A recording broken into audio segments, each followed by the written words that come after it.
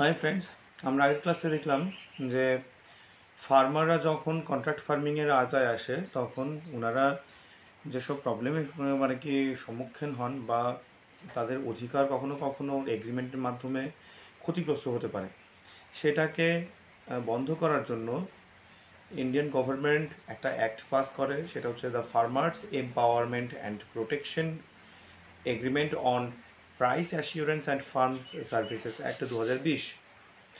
এই অ্যাক্ট সম্বন্ধে আমরা পড়াশোনা করলাম, দেখলাম কি করে এটা এই অ্যাক্টটা কাজ করে বা এর কী কী প্রভিশন আছে, যাতে কিনা কোনো এক ফার্মারের কোনো অধিকার ব্যাহত না হয়, সেই সব নিয়ে আমরা পড়াশোনা করলাম। আজকের ক্লাসে আমরা দেখব ফার্মার যখন ফসল ফলাচ্ছেন তখন সেই ফসলকে যখন ইনভেস্টররা যখন ট্রেডিং করেন বা ট্রেডাররা যখন ট্রেডিং করেন তখন কি কি প্রবলেম আসতে পারে এবং সেই সম্বন্ধে কিছু সমাধান করার জন্য যেসব অ্যাক্ট পাস করা হয় সেই অ্যাক্ট নিয়ে পড়াশোনা করব।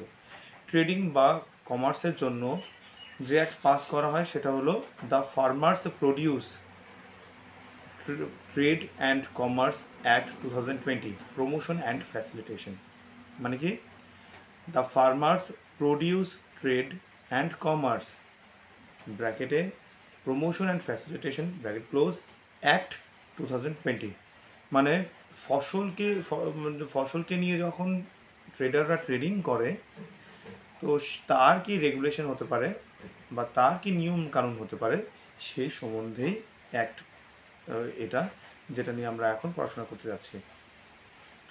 সেটা প্রথম কি আর অবজেক্টিভ কি, যাতে ট্রেড অ্যান্ড কমার্স যেন যথেষ্ট ভালো হয়, ভালোভাবে চলে, ফ্যাসিলিটেশন যেন হয় বা তারা যেন ফ্যাসিলিটি পায়, সেসব নিয়ে। আচ্ছা, মেজর মানে প্রভিশন কি কি? আচ্ছা, প্রথম প্রভিশনে বলা আছে যে farmers produce trade area, intra state trade, inter state trade, farmer trader, এই সমস্ত যেসব টার্ম আছে সেটাকে ভালো করে ডিফাইন করে নিয়েছে। সেকেন্ড প্রভিশনে কি বলা হয় যে এই মানে যখন ইন্ট্রাস্টেট বা ইন্টারস্টেট মানে ট্রেডিং করবে, যারা করবে তাদেরকে প্যান কার্ড অবশ্যই রাখতে হবে, যাতে কিনা ফটো আইডি প্রুফ, মানে তারা কোথায়কার বাসিন্দা, যদি কোনো ফ্রড করে তাহলে তাদেরকে যেন তাড়াতাড়ি মানে আইডেন্টিফাই করা যায়, ট্যাক্স কালেকশনের সময় যাতে সুবিধা হয়, এই সব কিছু যেন যখন মানে রেজিস্ট্রেশন হবে তো রেজিস্ট্রেশনের সময় অবশ্যই প্যান কার্ডটা বাধ্যতামূলক করতে হবে। আচ্ছা, থার্ডলি আমরা দেখেছি যে মার্কেট ফি বা এপিএমসি ফি যে দেওয়া হয় সেই ফিটা কিন্তু অনেক সময় ট্রেডিংয়ে প্রবলেম করে। তো এই ক্ষেত্রে কিন্তু কোনো রকমের মার্কেট ফি নেওয়া হয় না বা কোনো লিভাই করা হবে না, সেস করা যাবে না বা লিভাই করা যাবে না। আন্ডার স্টেট এপিএমসি অ্যাক্ট বা স্টেট ল, কোনো লই মানে ট্রেডিংয়ের সময় মার্কেট ফি বা মানে সেস বা লিভাই করা যাবে না।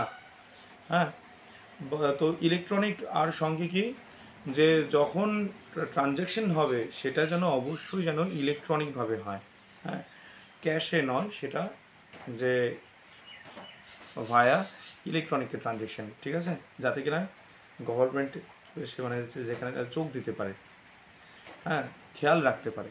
আর যদি ট্রেডিং নিয়ে কোনো কোনো রকম ঝামেলা হয় তবে সেটাকে মেটাবে এসডিএম বা সাব ডিভিশনাল ম্যাজিস্ট্রেট। যদি ফ্রডুলেন্স হয় বা আনফেয়ার প্র্যাকটিস হয় তার জন্যে পেনাল্টির হচ্ছে প্রভিশন আছে। আর সেন্ট্রাল গভর্নমেন্ট কিছু রুলস লাগু করতে পারে, এটা সেন্ট্রাল গভর্নমেন্টের পাওয়ার আছে, ঠিক আছে। তো আমরা আরেকবার রিভিশন করি। ইন্টারস্টেট, ফার্মার, প্রডিউসার প্রভৃতির সম্বন্ধে যেসব টার্ম হয় সেগুলো ডিফাইন করা আছে প্রথম প্রভিশনে। সেকেন্ডলি, প্যান কার্ড থাকতেই হবে রেজিস্ট্রেশনের সময়। থার্ডলি, কোনো রকম মার্কেট ফি বা সেস কিছু নেওয়া যাবে না এপিএমসি অ্যাক্টের দ্বারা, হ্যাঁ। তারপর হচ্ছে বা কোনো লয়ের মাধ্যমে মানে কি মার্কেট ফি নেওয়া যাবে না। তারপর হচ্ছে যে কি বলে, সেন্ট্রাল গভর্নমেন্ট চাইলেই কোনো হচ্ছে কি যে নিউ ল লাগু করতে পারে। তো কোনো মানে তারপর যদি আনফেয়ার প্র্যাকটিস বা ফ্রডুলেন্সের জন্য পেনাল্টি ধরা আছে, যদি কোনো ঝামেলা হয় তবে সেটা মানে এসডিএম মানে কি যে সামলাবে সেই ঝামেলাটাকে, ঠিক আছে।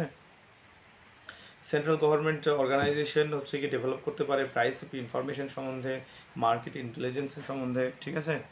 আচ্ছা, এই ছিল হচ্ছে farmers producer trade and commerce act 2020। এবার আমরা কিছু ছোটো ছোটো টার্ম সম্বন্ধে জানি। একটা হচ্ছে কোঅপারেটিভ ফার্মিং।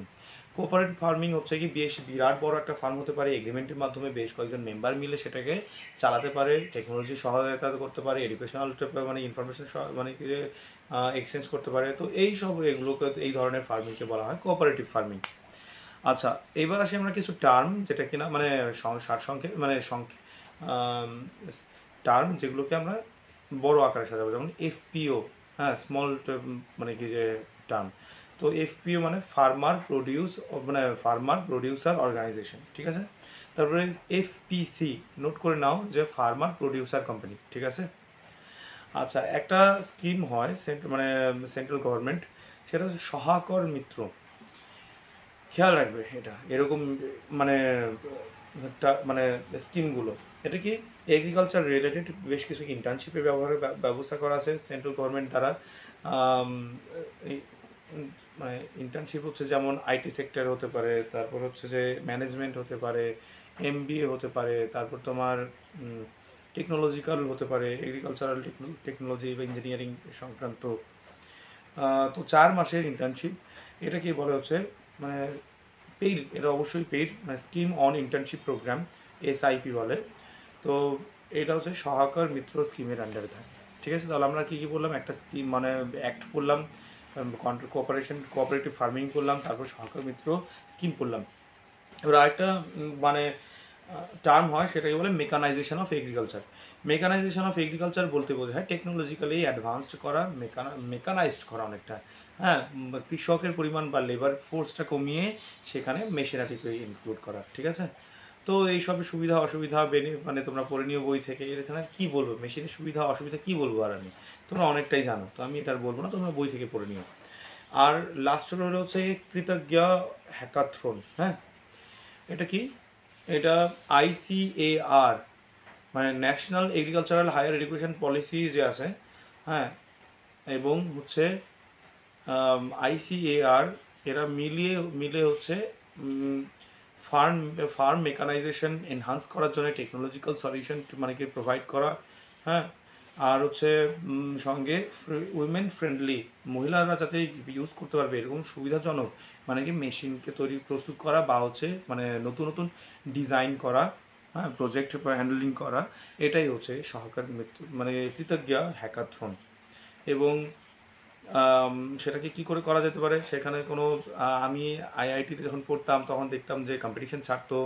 হ্যাঁ, কি যে করতে পারবে তাকে হচ্ছে কি 1 লাখ টাকা, যে ফার্স্ট প্রাইজ মানে সলভ করতে পারবে সে 1 লাখ টাকা পাবে, সেকেন্ড প্রাইজ হলে 50,000 টাকা পাবে। এরকমভাবে এগ্রিকালচার মানে এডুকেশনাল কিছু কম্পিটিশন রাখা, যাতে কি না যে ইঞ্জিনিয়াররা বা হচ্ছে ইউথরা সেটাকে সলভ করার জন্যে মানে কি পরিশ্রম করে নতুন ইনফরমেশন কালেক্ট করবে।